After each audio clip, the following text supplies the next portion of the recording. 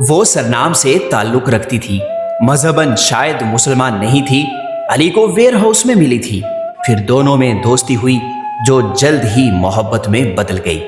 علی نے شادی کی شرط رکھی کہ پہلے تم مسلمان ہو جاؤ۔ اسے اپنے مذہب سے کوئی لگاؤ تو تھا نہیں، اس لیے فوراً اسلام قبول کرنے پر راضی ہو گئی۔ علی اسے ایک مقامی مسجد لے گیا جہاں مولوی صاحب نے اس سے عہد لیا کہ کبھی شراب نہیں پیے گی، زنا نہیں کرے گی، جھوٹ نہیں بولے گی، وغیرہ وغیرہ۔ اس نے خوش دلی سے سب وعدے کیے اور کلمہ حق کہہ کر اسلام میں داخل ہو گئی۔ جب مولوی صاحب نکاح پڑھانے لگے تو اس نے ایک عجب بات کہہ ڈالی جسے سن کر سب حیران ہو گئے۔ کہنے لگی، مولوی صاحب رکو، پہلے علی کو تو مسلمان کر دو۔ مولوی صاحب بولے، بیٹا علی تو پہلے ہی مسلم ہے۔ وہ حیرانی سے کہنے لگی، لیکن آپ نے جو مجھ سے نہ کرنے کے لیے کہا وہ سب تو علی کرتا ہے، پھر یہ کیسے مسلمان ہوا؟